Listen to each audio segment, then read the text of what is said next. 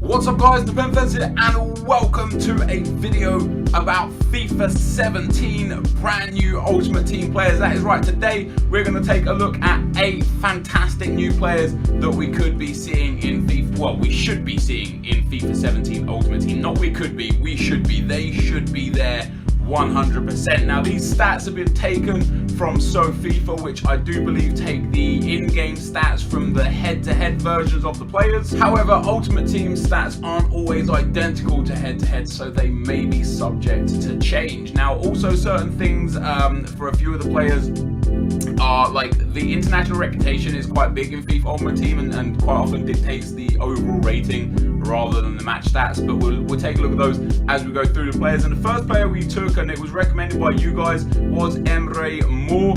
He currently plays for FC Nordjylland, and I apologise if I've absolutely butchered that. 3-star weak foot, 2-star skill moves, medium low work rate as a striker, 4 international appearances already for Turkey, 13 club appearances and 2 club goals, and he's actually got a nice looking card there. 78 pace, 79 dribbling. For a bronze striker, he'll be pretty decent. 60 shooting as well. He'll be one of the more favoured bronze strikers in the game. Now before we get into the rest of the players, guys, I appreciate you guys checking out on today's video. If you could drop a thumbs up, that'd be amazing. If we can smash 10,000 likes by tonight, I will come back with either another Draft to Glory or a Gareth Bale I Man of the Match at CDM video. You let me know in the comment section which one of those you prefer to see. Drop a thumbs up, 10k likes before the evening, and we will get that video to you. So Emre Mor there, guys. If there's anything you feel is wrong with these players, like obviously as I say, I've taken these stats from FIFA. Maybe you're a fan of Emre Mor, maybe you're Turkish, maybe you support FC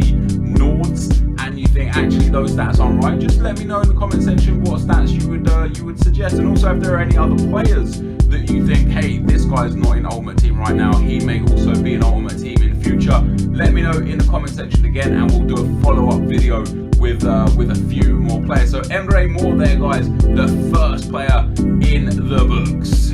Next up, we are looking at one of 2 Manchester United players, and that is Timothy Fosu-Mensah. He's going to be coming in with a 66 rated silver card, central defensive midfielder, 4-star weak foot. Of course, he is right-footed with 2-star skill moves, medium work rates. Currently plays for Man United, is Dutch, and will play in centre defensive midfield or potentially centre back as well.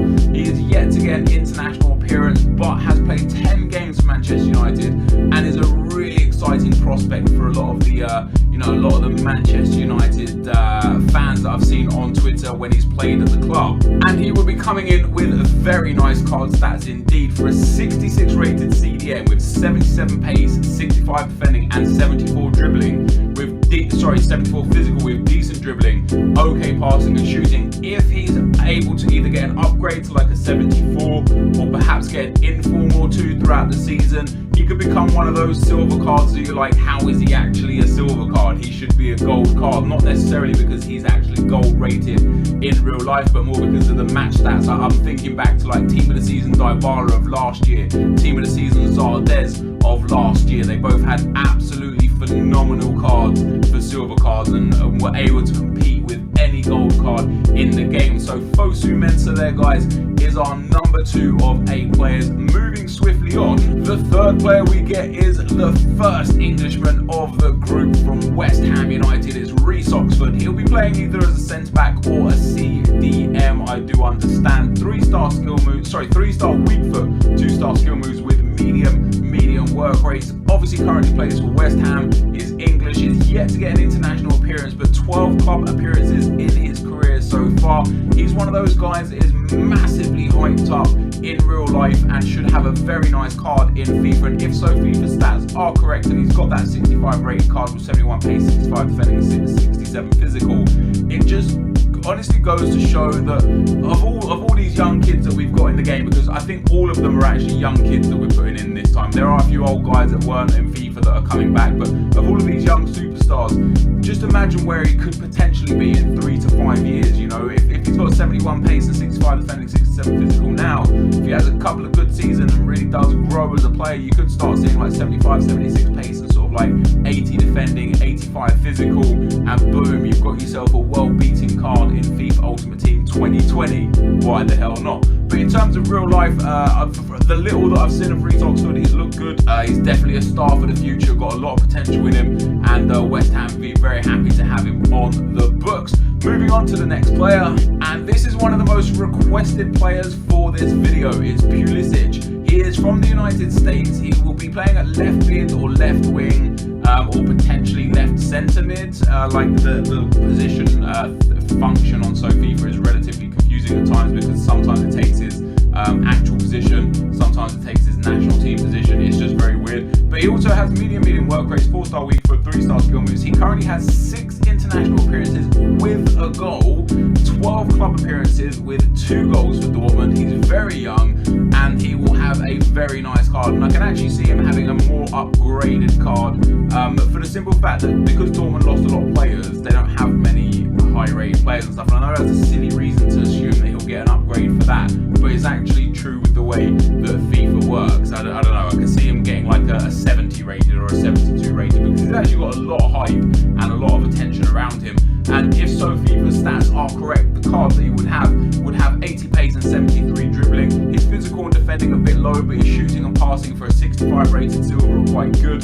Again, if he gets upgrades throughout the year or informs team of the seasons, any kind of special cards, man of the matches, his card will become good to absolutely ridiculous for a silver player. And what I'm really hoping for in FIFA 17 is that EA give more reason to use silver and bronze cards like Pulisic, so that we actually have value to cards like this, cards that previously just don't get used. Like when Odegaard got put into the Real Madrid team and got him put into the game, I think this year, everyone went mental to have him in the game, and then you never see him used because he's just not worth it. You know, it's the idea of playing with him is great, but the actual value, and when it comes down to wanting to win an Ultimate Team, that kind of usage of him is absolutely minimal, because although he's got some okay stats in some okay places, he's just not good enough to compete with the kind of players that you're going to be playing against. So Pulisic is the halfway point for our players there. 4 of the 8 players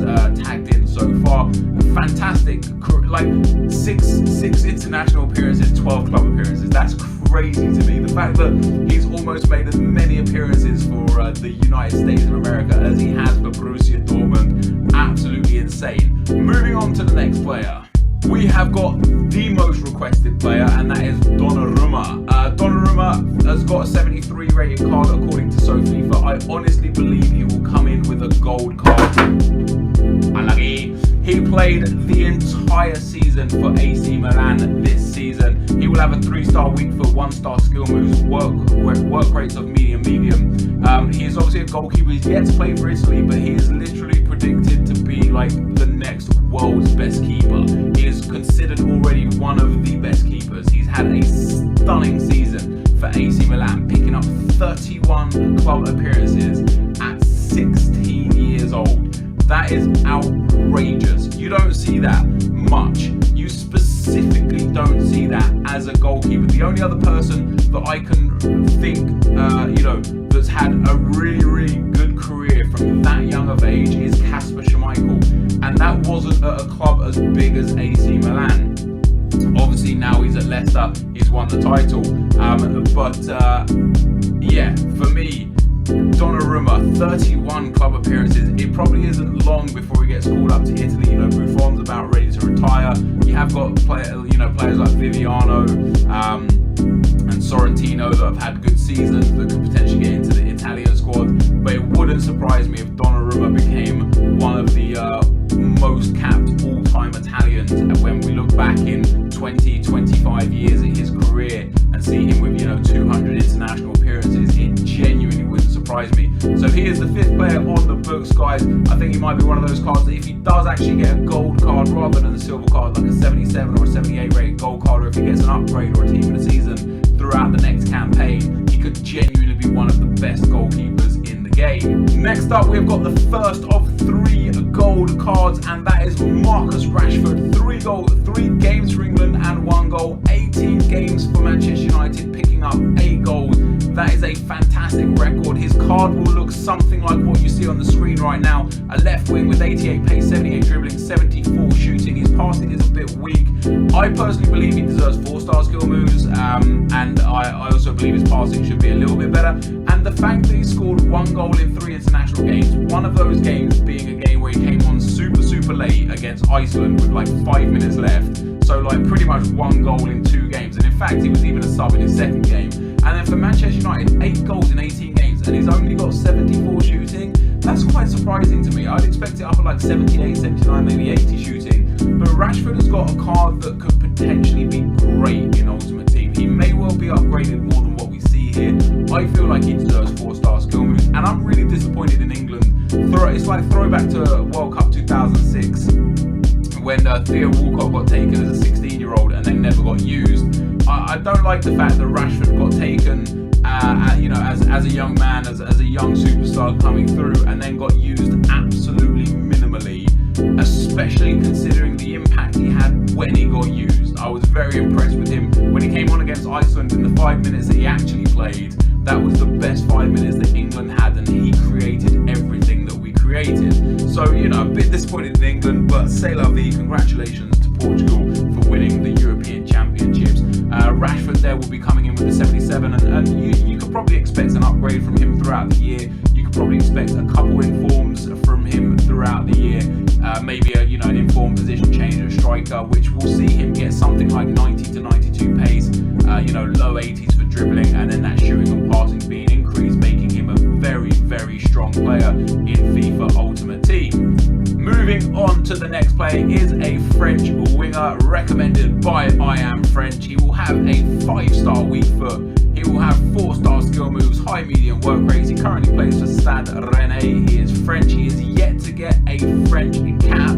However, he has 12 goals in 29 club appearances for Stade Rennais, and it will look like he will come in with 84 pace, 83 dribbling, 72 shooting, and 72 passing. And that card reminds me remarkably of Oxlade-Chamberlain's card. Oxlade-Chamberlain has a little bit more pace and a little bit better dribbling, but in general, those shooting and passing stats, and I think Chamberlain has a little bit more physical as well. But that kind of card that Dembele has there is a typical FIFA card. Good pace and dribbling, good shooting and passing, weak defending and physical. For a winger, that is what you're looking for ultimately. And with 5-star weak foot and 4-star skill moves, it just kind of like increases his stock a little bit more. And as a French right wing, if he comes through as a right wing, he may well come through as a striker. But as a French right wing, this kid's got potential. And again, if he's doing what he's doing at this age for Stade Rennais, if he makes a big move this season, or if he stays there and keeps doing what he's doing, he's likely to get a lot of informs, potentially team of the season card, and that kind of card will look absolutely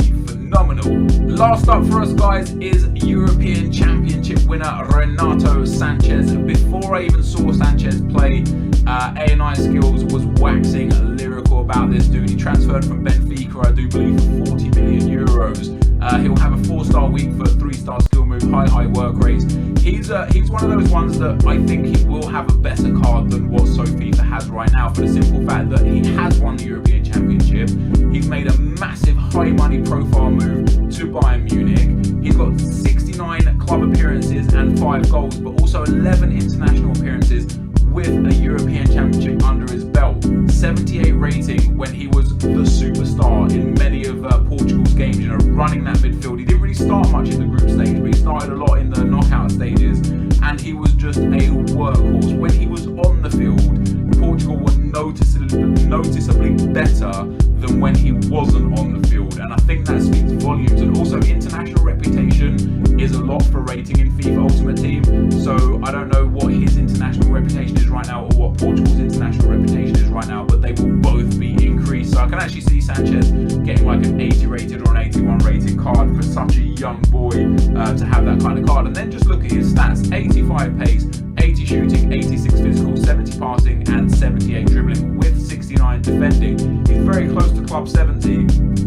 And if he plays for Bayern, and I hope Bayern don't just buy him and shove him on the bench for a year and think that he'll gain the experience he needs by training with superstar players. I genuinely hope they play him in the midfield and that he gets the game time that he needs to grow and express himself as a player, because then we could start seeing a few informs, maybe a man of the match here or there, and that will give him crazy stats in Ultimate Team. And as a high work rate midfielder, okay, his passing is a bit weak, but the rest of him is fantastic. I think he'll be a great player as a cam, as a CDM, as a centre mid, even as a centre forward with 85 pace and 80 shooting with 86 physical. He'll be a lot of fun to play with next year, and I'm very excited to see him in Ultimate Team. And that, guys, is going to signal the end of the 8 players that we're going to see in FIFA 17, brand new players that will be in the game. Unless for some reason EA don't put them in the game, I can't imagine why not. Anyone that you think I missed out on, guys, let me know in the comment section below. Thank you for watching. Hopefully you enjoyed this video. If you did, be sure to leave a like, rating, comment, and subscribe to my channel if you haven't already. But for now, guys, I'm out. Peace.